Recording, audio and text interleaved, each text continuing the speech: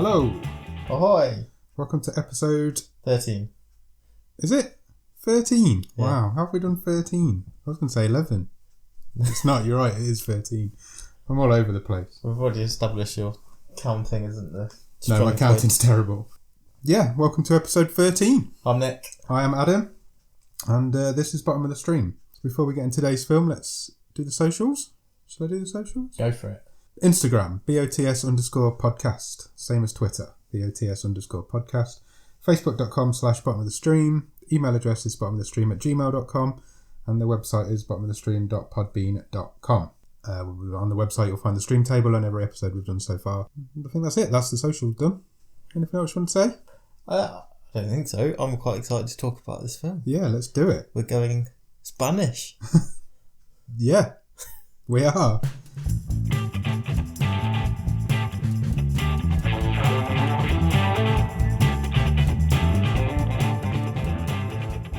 What film have we got?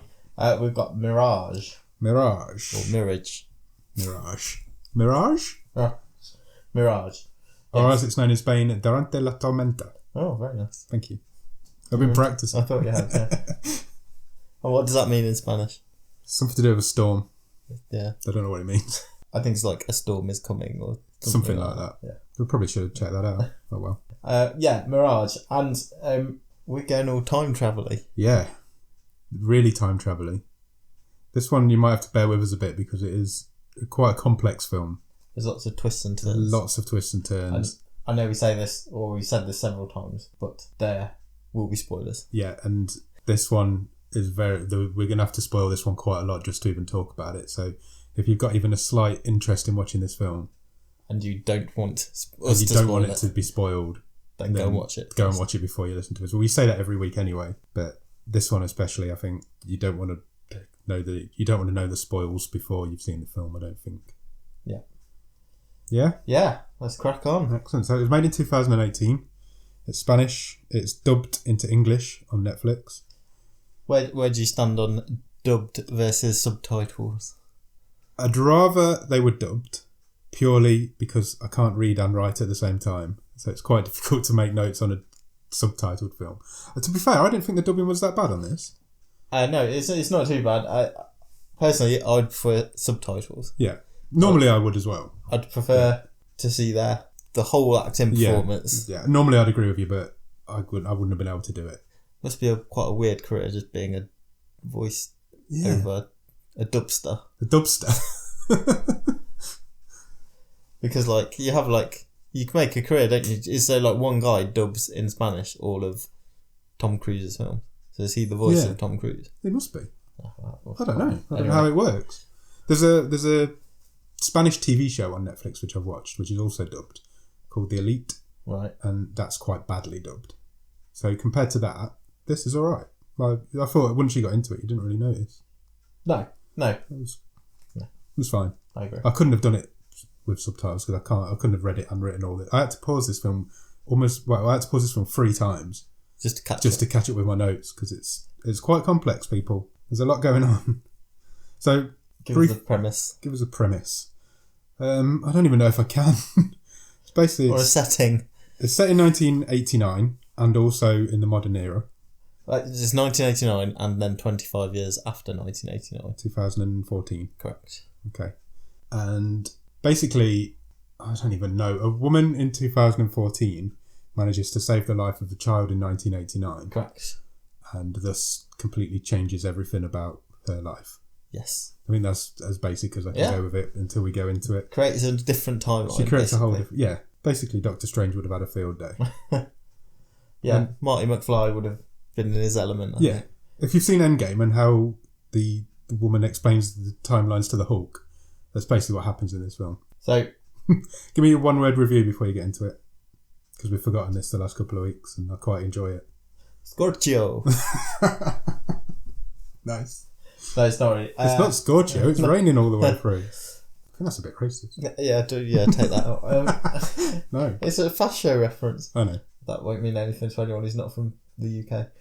From the 1990s. Can you tell I'm just stalling because I haven't prepared a review? Complex. Yeah, it is. It's mental.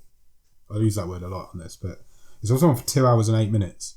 So we might go for a little while on this podcast. Yeah, we've not even started talking about the film yet. Exactly. The last couple we've done have been like an hour and 20 minutes long. This one was 2 hours and 8 minutes. So, yeah, we start off, it's November the 9th, 1989. And why is that a significant date in history? That is the day the Berlin Wall came down. It is indeed.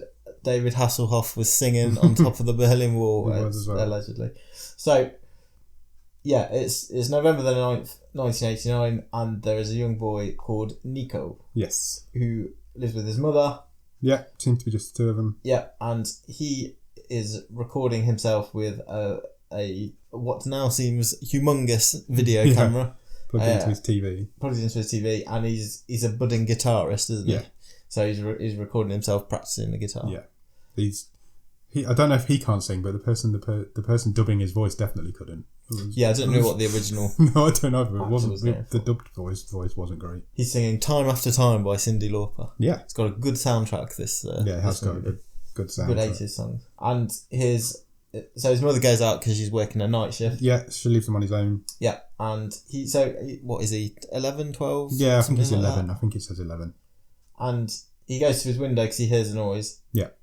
And he hears like a commotion outside. Yeah, and he sees his, I want to say neighbours, but they're not neighbours, they're over the road. Yeah, Are they still neighbours? Yeah, across the road neighbours. And he sees the sort of shadows fighting, and there's a commotion, like you say. Yeah. So he runs downstairs, he goes next door, over the road, storms through the door, and a woman is dead on the floor. At the bottom of the stairs? At the bottom of the stairs. Yeah. Or if not dead, she's heavily... I think she was dead. Heavily nearly dead.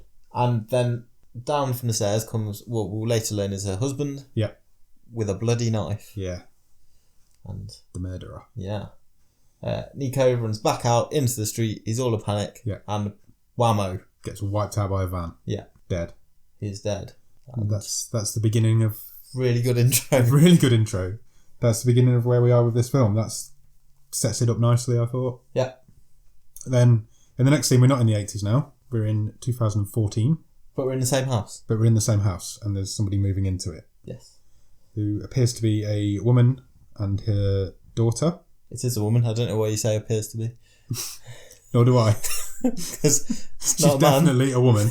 She more than appears to be. Definitely a human. So it's a woman and a daughter. Yes. And so this is Vera, who is our main character. And her daughter, Gloria. Yes. And her husband calls to say he's going to be late back. Yeah. He's David. So, we did neglect to mention, rather importantly, so in both these time periods, it is very stormy. Yes. So, there is ominous overtones. It's all grey, dark, thundery. The very first news report the very first scene is a news report saying the storm's going to last for 72 hours. Yes. And it's going to be stormy for the next 3 days. Yeah. While Vera's unpacking at the house, she's got the news on, and that also says there's a storm coming. Correct. 25 years later, which is also going to last for 72 hours. And the weather woman even compares it to the storm from 1989. Yes. So the parallels are coming through already. Yeah. So as they're moving in and unpacking, they find a sort of secret cubby hole, don't they, in one of the rooms, which was Nico's old bedroom. Yeah, it's the attic room. Yeah. And in the sort of cubby hole, wardrobe, closet, whatever you call it, is the video camera. The TV, the camera, old TV. And the tapes are all still there. I think they say at one point the house has been abandoned for quite a long time. Yeah. I don't know if it had been abandoned for the whole 25 years, but... They get it working again, don't they? As you would. You'd want to watch what was on them. Yeah, there's a box of tapes. So Vera and David and Gloria sit down and they watch a few of these tapes. Yeah. And it's Nico practicing his guitar. Yeah. They established that it's the same date that they're on now as the date on one of the tapes. Yeah, so the last tape, i.e. the tape he was making just before we got run over, has the same date on as today. Yeah, so it's November the 9th, 2014. Correct. The TV, all the electrics in the house briefly flash off for a moment and then come back on, and the TV's now showing the footage from 1989 of the Berlin Wall coming down. Yeah, same news bulletin. Yeah, which is weird. It is weird. Because there's no tape in at this point. Again, very ominous and very broody. Broody, that should have been more one word. Yeah. Okay, we'll go with that. Okay. You're going to edit it, I'm going to go back and edit it, are you? No. Oh, okay. Don't talk about editing. I'm having editing woes this week. So they invite their neighbours around for dinner. Yeah. And one of the neighbours is Aitor, who was Nico's best friend when he was younger. Yeah. And he also seems to know Vera. Yeah. And David. Yeah. They're all sort of talking about how they found these tapes, and Aitor was talking a bit about Nico and what happened, and I picked up a Back to the Future reference. I don't know if you picked it up. Yeah, there's a couple in this. So, Aitor says, I remember the day after Nico was killed, because the storm was so bad, a lightning bolt hit the clock tower. Yeah. And it knocked all the power out at school. Yeah. So we couldn't go to school. Yeah, there's a couple of Back to the Future references as we go through. I like that. Yeah, I like that as well. I thought you might pick that up. So as he's telling this about this night, his mum starts to freak out a little bit. Yeah, she doesn't want to talk about it. It's Aitor's mum, who's also at the dinner party. Yeah. He's a pilot. Yes. I don't know if that's significant at this point, but it might be. I've already lost where we are. No, it's fine. I've got it. So later on, they finish the dinner, and then David and Vera are obviously they're intrigued by the plight of this little boy, and David does a bit of research, and he reads that the killer committed suicide a few months later. Yeah, 3 months later. That's it. So they go to bed that night, and during the night, Vera's woken up by the TV flicking on. Yeah, so she can hear static, and then she can hear a TV's on. So she can hear static on the TV, and it flicks on. So she goes in to turn it off. Yeah. And he's on the screen. Oh, Nico? Yeah. Why can't I get that in my head? Definitely Nico. It's definitely Nico. Yes, he's on the screen when she goes in the room, but there isn't a tape in the player, and he can see her too. Yeah. So, and he says hello. Yeah. And she freaks out and turns the telly off and runs away, as you would do. And then she turns it back on. She turns it back on, as you would do, and he's still there, watching her through the TV. They can communicate. Yeah. So they do. They have a bit of a chat. She tells him, don't go outside. Yeah, because he hears the shouting again through the window, and he looks at it, and she kind of freaks out because she knows this story now. Yeah. And she says, don't go outside, don't leave the house, you're going to die. She shows him that she's got his tapes, that's how he believes her. Yeah. And she also shows him the news story of what happened to him. Yes, on her phone. And which also freaks him out because he's never seen a phone before. Yeah. But he does run off. He does run off, but she's delayed him enough. Yeah. And he drives straight past it. He does not. He's later down the stairs, and he does not get run over by the van. Exactly. So we've started our alternate timeline. Yeah. Because Vera wakes up in the morning. Yep. In a hospital. Yeah. Where she works. Because she's a nurse to a top brain surgeon. Yeah. Not anymore. She is the top brain surgeon. So it turns out in the original timeline that she had given up her surgery career. Yeah, she gave up her medical career to raise her daughter, I think, was the implication. But in this timeline, she's a top brain surgeon in the same hospital. Yeah. And what really freaks her out is when the nurse uses her maiden name. We'll presume it's her maiden name instead of her married name. Yeah. And then it flicks back to Nico, who is still alive and having breakfast in his house. Yeah. Tells his mum that he's had a weird dream. His mum says that he's got to be taken to school by... Is it his uncle or...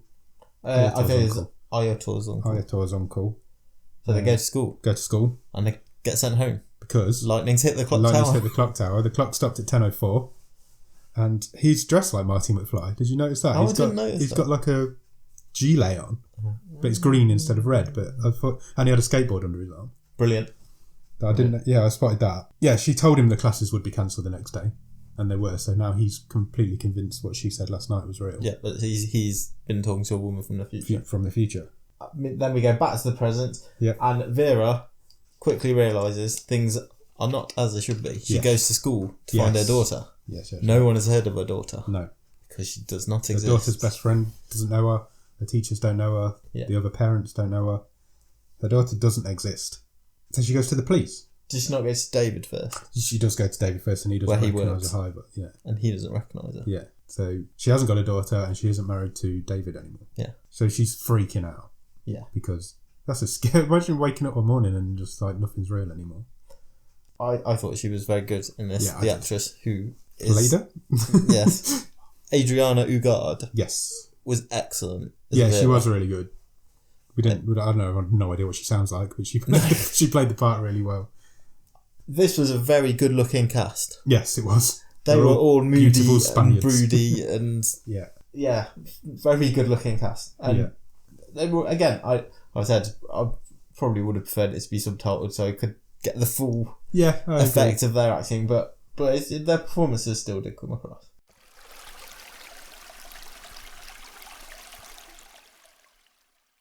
Anyway, she goes to the police. She meets this policeman. Yeah, Inspector Lyra. Yes. So she tells him the full story.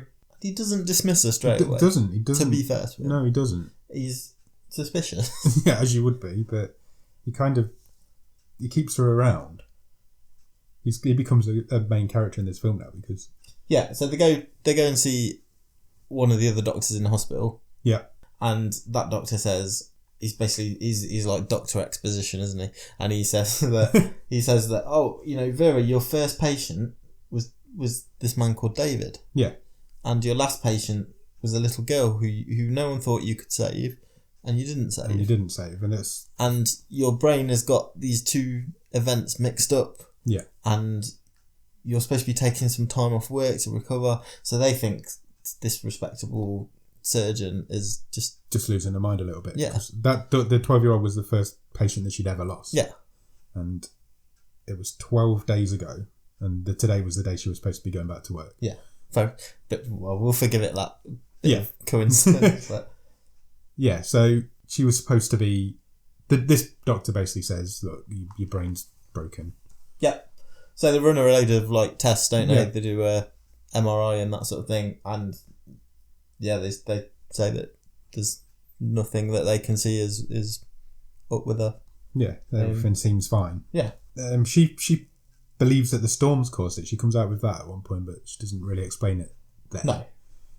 She's to try and put all this together, and it's suddenly she realises that it's probably saving Nico. What is wrong with me? Saving Nico has changed time in some way. That's what she thinks. Yeah. She's just got that in her head at the minute. Yeah. Then we cut back to Nico. Yeah, so this is the day that they're off school, so obviously the day after the murder over the road. Yeah. And he goes to the neighbour's house when he sees the neighbour, who's called Angel, go out. Yes. So the killer, Angel. And he breaks into the house. Yeah. Nico finds the body of Angel's wife in the bathtub. Yes, not on the floor in the hallway. No. And just as he pulls the bathtub curtain back, he hears Angel return. Yes. So he goes and hides under the bed. Yeah, before he hides under the bed though, he finds some money and a passport in a drawer. Yes. In the dresser in the bedroom. But then he hides under the bed because the neighbour's home. And what does he see from under the bed? Really disturbing scene. This kid, but I thought the kid played it really well as well. Because he was hiding under the bed and he saw the neighbour come home with a load of plastic sheeting. Yeah. And a chainsaw. Yeah. This one wasn't a plug-in chainsaw. This was a petrol-powered one. And he works at a slaughterhouse, so he happens to have a chainsaw and some plastic tarps. Yeah. And he goes all Dexter. He builds a kill room and starts cutting the body up. But you don't see him cutting the body up. You see Nico's reaction to him cutting the body up through as you kind of looking at him under the bed. Yeah. And his face was brilliant in this. I thought that kid was really good because you could really think that's what he was watching happen. So yeah, I enjoyed that bit. It was really disturbing though. Yeah, and that was a good sound effects because it was all crunchy. Yeah, crunch and horrible noise. But Nico's found a watch while he's under there. Yeah, a gold watch with the initial CM on the back. Yeah, who's CM? Well, it's not Angel who was the killer, and it wasn't his wife because her name was Hilda. Yeah. So who knows? Who knows? So flashback to the present. Vera goes home. Well, it's not her house. Yeah. But the house which she lives in the alternate timeline. Yeah. And it's all different. Yeah. She manages to get on a computer and she does a search for Nico. Yeah. And Nico Lassart. Nico Lassart. And it comes up that he is a fictional character in a book called Mirage. Yeah. There you go. There we go. We've got our title. At which point, the woman who lives in the house turns up. Yeah, catches her on the computer. And then the husband turns up. And it's David. It's David. So David does live there. Yeah. His destiny is to live in that house, obviously. She tells David's wife everything that she thinks has happened. And his wife obviously jumps to the conclusion that they're on an affair. Yeah. Because she knows too much about David for them not to be. Then he comes back and said, this woman was harassing me at my office earlier. She's crazy. Which kind of placates her, doesn't it? Yeah. So she kind of escapes and evades Yeah, because the power goes out. Evades the police. Yeah. And who do you see over the road? It's Angel. Yeah. He's alive in this alternate present. Yeah, and 25 years older. And who's he with? Not with his wife. No. But with Aitor's mum. Aitor's mum, whose name is... Clara, which begins with a... C. Yes, so we're getting And what does mum begin with? M. I think that's her surname. I don't think that's her surname. So, Angel is with Clara. Yeah. And it's her lost watch. Clara Medina. That's her surname. And it's her lost watch. So, two neighbours have got together after the disappearance of Angel's wife. Yes. And it looks like they may have been together at around the time that the murder happened. Yes. There's a bit probably don't need to go into too much. So there's another then scene in the present where Vera gets in the car with Aitor. I'm struggling to say that name. My apologies. And there's a bit of backstory about how they met, and then she fell in love with David, and he introduced her to David. And, yeah. But when they shake hands at the end of the story, she has a bit of a memory flash. Yes. Of the life that she hasn't lived. Yeah, so whenever this is the first time it happens, but now it happens a few times going forward. When she shakes hands, touches someone from this reality she's now stuck in, she has memories and flashbacks of the life she hasn't lived, as you say. Yeah. The timeline she is in that, which is interesting. Yeah. He reveals that his mum is married to the Angel. Yeah, and has been for 20 years. Has been for 20 years. She tells him that she thinks Angel killed his ex-wife. He dismisses that completely. He says he isn't that kind of guy. She doesn't believe him in the slightest. Did you, in that flashback, did you pick up the films they went to watch on their date? No. Castaway. Right. Which obviously Vera is. Yeah. And Contact, which is a Jodie Foster film. Yeah. About getting, communicating with people and aliens in different realities. It's like late 90s. I can't remember. I can't really remember too much. So that all happened in the conversation with Aitor happened in the airport, where he worked, and then as she's leaving, she sees a news report about a woman who has written about this story that Vera is currently living because she heard a story told by a schizophrenic boy. Yeah, so this is the writer of Mirage, the book. Yes. So the book Mirage is telling the story of Nico meeting the woman from the future. Yeah. This is where it gets really complicated. Yeah, and I'm trying to keep it kind of reasonably high level because there's loads of detail here. Yeah. That is worth watching. Yeah, I don't want to get into too much detail of it because there's loads of little things you'll pick up. Yeah. And it's this is a proper film. Yeah. What are you suggesting about some of the things we've seen so far? Yeah, exactly. So Vera and Inspector Lyra. Yeah. They go to the library, get a copy of Mirage. Yeah. And they get to talk to the author, don't they? Yes. And they go to meet her. Yeah, and the author tells them that the basis of this book is because she sat and interviewed Nico's mother. Yeah. She doesn't believe that Nico's real. She thinks Nico's a figment of his mother's imagination. Yeah. She's never met Nico. Correct. Nico's kind of not in his mother's life anymore. So they ask her how you would solve if this was real, which she dismisses completely. How would they solve it if they had to? And she said you would need to recreate the exact conditions, and you've got 19 hours to do it. Yes. Because there's 19 hours left of this storm. So they've basically got to get the camera and the TV set back up in the same place, in the same house, during the storm, and they might be able to reverse it back. It's a 1 in a million chance, but they've got the chance. Yeah? Yep. Good, I'm getting somewhere. The policeman, what was his name? Inspector somebody? Lyra. Says he needs concrete evidence before he can help. Yeah. So she tells him where she believes Hilda is buried. Yeah. Which is in the slaughterhouse. In Angel's slaughterhouse. Yes. Which she knows because in the magazine article, the newspaper article where it said he committed suicide, it also said that he was preparing to bury his wife. That was a bit of a weak link, a bit convenient. Because even David picks up, why would he tell all the police all that detail if he hadn't got to that stage? And that was the weak link, but it needed to be there because it needed to work. So she takes the police to this slaughterhouse and they find the body. Yeah. It's been there for 25 years. But she's now a bit of a suspect. Yeah, because obviously how do you know where the body of a 25-year-old body is buried? So Lyra's escorting her. Yeah. Presumably back to the police station. Yeah. When he sort of pulls over, gives her a bit of paper with a hotel room number on it. Yeah. And basically says, "You're on your own. I'm going to tell everyone that you escaped." Yeah. he lets her go. Yeah. Yeah. Go and see what you can do. Go and see what you can find. The address. He says the address that I'm giving you will get you on the path. It's not where Nico is, but it will get you on the right path. Yeah. Angel gets arrested along with Aitor's uncle and his mother. Yeah. At his own birthday party. Yeah. And Vera goes to this address. Yeah.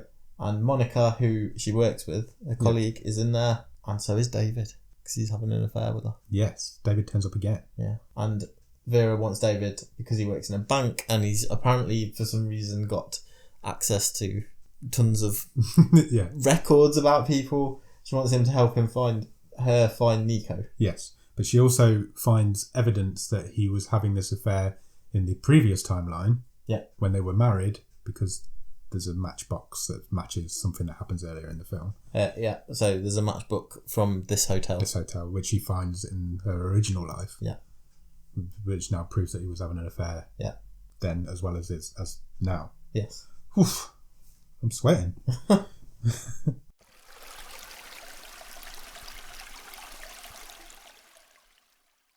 So we then get the full story of what happened with the murder. Yes. So, again, I'm not going to go through loads of detail, but basically, Hilda, at the time the Berlin Wall fell, because she's German. She is German. She said she was going to go see her family. Yeah. She was going to be away for a couple of days. Yeah. Angel immediately phoned Clara, said, get yourself round here, let's have a bit of rumpy-pumpy. Do the naughty. Yeah. And Hilda hadn't really gone away. She was suspicious. Yeah. She went to catch them out. And they all got in a kerfuffle between the three of them. And it was actually Clara that killed her. That stabbed Hilda. Yes. And it was Hilda that took the knife to the bedroom. Yeah. Because she started flailing that around madly at the beginning of the fight. Yeah. Yeah, so they're kind of throwing each other around and she gets thrown into the knife. Yeah. And then falls over the landing into the hallway. Yeah. So in 1989, you then find out that we're in a situation where it's basically Nico's word against Angel's. Yeah. Because Nico broke into the house. Angel says, well, someone broke into my house and there's a stolen watch. Yeah. And no one believes what Nico said about because it's a crazy story of about time travel. And they even say that his mistake was including all the bit about speaking to the woman from the future. If he'd have just told them about the murder, they might have believed him. The flight that Hilda was supposed to take, Clara took. With the fake passport. With the fake passport that Nico found. To make it look like Hilda. Had left the country. Moved to Germany. Which is why nobody ever came to find her. Yeah. Neat. Yeah, very neat. Thought that was neat and tidy. I enjoyed that. So what happened to Nico then after he was believed? He became a bit obsessed with it, went a bit crazy. He was tested and was proved that he wasn't consciously lying, so he must be crazy. Yeah. So he was in and out of mental institutes for years. Spent his life sectioned. He got sectioned, spent his life in and out of different institutions. He never forgot Vera. And he had one clue about this woman from the future, didn't he? Yeah. Can you remember what that was? No. Right. So when they briefly were talking to each other at the start on the TV, through the TV, he commented to her, there's a sign behind you in my bedroom. Yeah. It's the sign, I can't remember the name of the railway station. It's the sign at this station. And Vera says, oh yeah, me and my friends, we took that as a drunken prank. You know, it's fun to steal a sign. He says, oh yeah, I recognise that sign. It just looks older. So he knows at some point she's been to this train station. Yeah. So we see Nico go and sit on a bench. Yes. At a train station. Yeah. And then there's a sort of time-lapse montage of time passing. He stayed there for a very long time. Go for about 3 actors, don't you, as he grows up. Ages. And who does Nico turn into? The cop. Inspector Lyra is Nico. Now, maybe we should have done a spoiler warning again before we said that. We probably should. Because that is the uber twist. I am going to be honest, I saw it. Did you? Yeah. Because the only thing that made me see it is that the bloke who plays Inspector Lyra is a spitting image of that kid. And I'm like, that is crazy how much they look like each other. And yeah, I caught it. I didn't. No, it took me by surprise, and I thought it was done really well. I was really happy to be right, and I love it when I love it when you don't see a twist, but I also love it when you get a twist right. And yeah, I did see it. Yeah, he'd waited for her for all these years, which is why he didn't dismiss her when she first turned up at the police station. Yeah, and it turns out that he introduced himself to her on the train, and they've had a whole relationship in this alternate timeline. Yeah, for years. She goes to a building which turns out to be, I presume it's his house because his mum's there. Yeah. And he grabs her hand, and she has all these memories of her relationship that she's had with Nico. Yeah. He wants her to stay in this reality. Yeah, because she's the woman he's fallen in love with, and he always knew this was going to happen, and he's been preparing for this night, but she doesn't choose him. No, she wants to go back to she her wants daughter. to go back to her old life. He tells her that she can't because he's destroyed the TV and the camera. Yeah. So what does she decide to do? Jumps off the building, Adam. She jumps off the building. She kills herself, and the last thing she says before she does it is, I saved you. Now you must. I saved you. Now you must save me. Yeah. So now he's got no option. Luckily, he hadn't destroyed the TV because it is down in the cellar of the building that he lives in. So he goes and gets it. He sets it all up. Breaks into the house. Sets it up in the house where it needs to be set up in. And he sees himself as a younger boy on the TV. Yep. He says, "What I have to tell you is very important." And that's it. So obviously explains everything that's happened, but you don't see any of that. He just says, "What I have to tell you is very important." The next thing you see is Vera, who's no longer dead, again, wake up on a bed. Yeah. And the camera very slowly sneaks over to the other side of the bed, and who's lying next to her? David. So this might have worked, but there's only one way to find out if it did work. Gloria's there as well. So it did work. It all worked. Aitor's back over the road. Aitor gives her away from over the road. She goes up to the attic. The TV and the camera isn't there now, so she can't bloody mess up her life again. David said it never existed. Then she confronts him about the matches, but as she's doing that, Angel and Claire walk past. Yeah. Outside. So what does she do then? I guess a bit of time's sort of passes, but basically she goes on her own to the slaughterhouse. Yeah. Starts digging it up. Digs up Hilda again. Cops turn up. Calls the police, yeah. And then she turns around and Nico turns up. He doesn't recognise her at all because obviously he's never met her. "Do I know you?" And she says, "Yes, you just don't remember it yet." Yeah. And that's it. That's the end of that film. So, I don't know. Is she dumped David and she's going to try and get together with Nico, but in this I don't know. reality? I don't know. This was really great. Really great. Like, really great. That is a great film.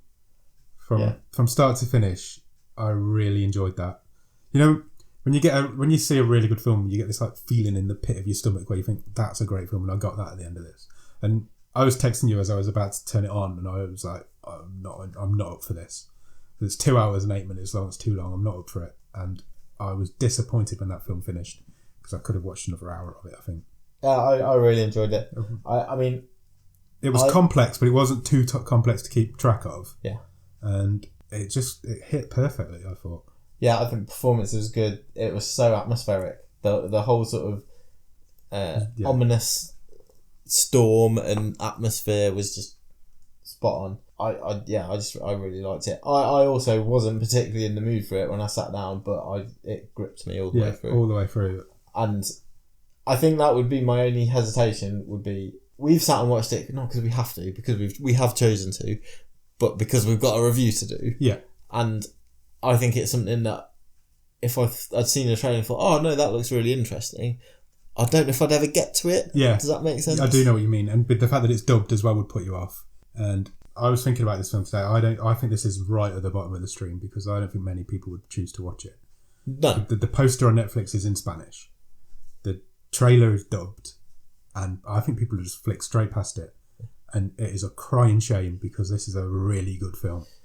And maybe it's top of the stream in Spain. I don't know. Maybe it is. It's certainly a lurker. It's wallowing at the bottom of the stream here, and it's a real shame because we started this podcast to find the hidden gems, and this is definitely one. Yeah, I really enjoyed it. I would be reasonably confident making a wager with you that this is remade by Hollywood in the next 5 to 10 years. I really hope so because it's a really good story. It's told really well. Everything makes sense. It all comes together at the end. It's really well made. It's a really good film. Yeah, there's a couple of handy coincidences in there, but you kind of feel it earns those. There was that major one that we pointed out where they point out that The information about him. He was going to bury the body had he not been caught. Yeah. But they point that out in the film. Yeah. They say that in the film. Well, that's a bit weird. Why would he tell the police that? So you've got to forgive them that because they've pointed it out and it had to be there. But no, I thought it was great. Really great. Who would be in the Hollywood remake of this? Ooh, I like that. Probably Chris Hemsworth. He's in everything. One of the Hemsworths. I don't know. Oh, that's a good question. Who would you have in it? I don't know. Could you see like Angelina Jolie being the lead in no. No? No, I think... Emma Stone. Emma Stone would be good. Yeah, that's like not a bad shout, actually. Yeah. I'd be amazed if this wasn't picked up from... I hope so. You know, if Vanilla Sky got remade. This was... Yeah, I really enjoyed this. Yeah, definitely go out and watch it. I presume you already have watched it and you won't be disappointed. I'd say you might feel... It's not something you necessarily want to pick up. It's not light. No, it's not. You're going to have to concentrate on it. You can't just put it on in the background. No. But I found it really rewarding. It's really rewarding and you're going to enjoy it. I can almost guarantee it. There's not many people I wouldn't recommend it to. That's a good film. It's a really good film. Yeah. Mirage. Where's it going on the stream table? That's a good question. It's got to go pretty high for me. Yeah, agreed. Find it. Yeah, no problem. I've written it down somewhere. Here we go. So it gives a top 5. So I reckon for me it probably goes in there somewhere. So Dawn Wall is number 1 at the minute. Yeah. That's the documentary about the free climbing that we watched. Little Evil, it's a comedy with Adam Scott and Evangeline Lilly. Cube, the 1997 horror film. Horror maths film. Bait is your standard shark film. And then number 5 is I Think We're Alone Now. Okay. Where are you putting it? I'm just debating whether it's 2 or 3. Yeah, I think I'm going that high as well. And to be honest, is it a better film than Little Evil? Yeah, it is. But I really enjoyed watching Little Evil. I did as well. Did I enjoy watching this more? It's a better film, yeah. It's a better film, and I really enjoyed watching it. I did enjoy watching Little Evil, and I am a little bit loath to put it. They're very close. Yeah, they are close. They're very close. Let's give Mirage a bump. I think it does. I think it is number 2. It's just because it's a better story, and it feels like. And it's to me, it feels like it's a proper gem that is really not going to be talked about. I'd be surprised if many people have picked up on this. Yeah, me too. Number 2? DOS. Okay. Mirage, number 2, the second best film we've watched so far. Excellent. I'm happy with that. I'd agree with it as well. So, yeah, watch Mirage. Yeah, check it out. Let us know what you think. Yeah. You want to pick next week's film? Let's do it.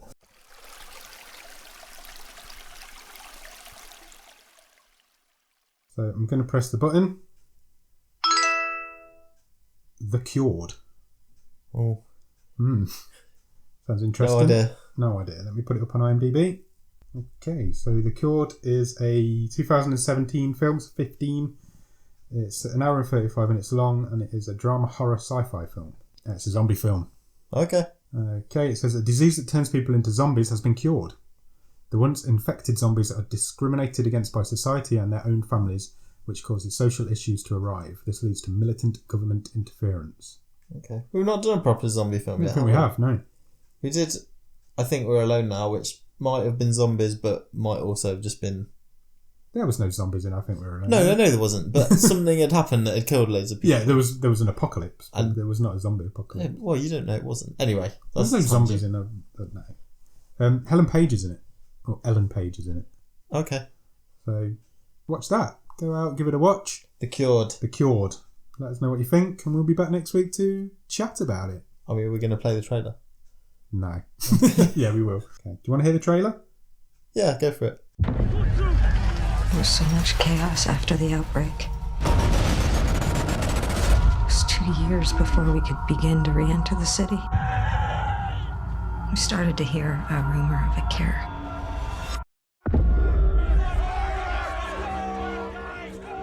How long were you infected? 4 years. You having any violent impulses? No. Your sister-in-law has agreed to take you in. Smile, Killian. Are you one of the cured? Yeah. Will you be sick again? What happened to Luke? You get separated. You were right to lie. They're all the same when they know the truth.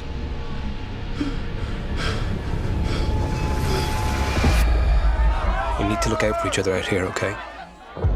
Sometimes I feel it, screaming to get out. How could you take one in? They're murderers, a lot of them.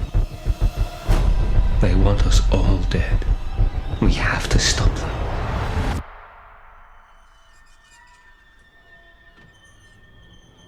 You're right to be scared.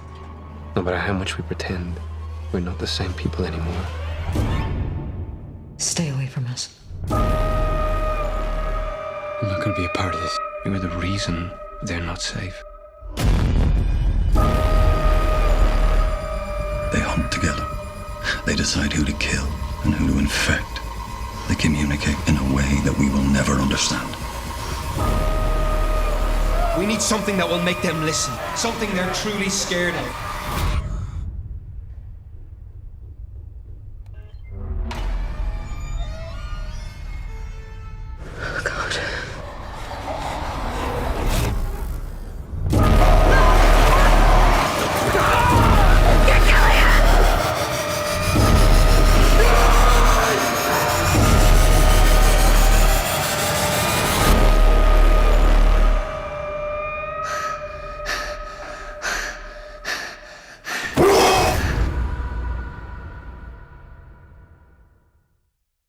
Okay, that was the trailer for The Cured. What did you think? Yeah, it looks interesting. Yeah. Excellent. Okay, well, go out and watch The Cured, and we'll be back next week to talk about it. Cheers. Thanks. Bye.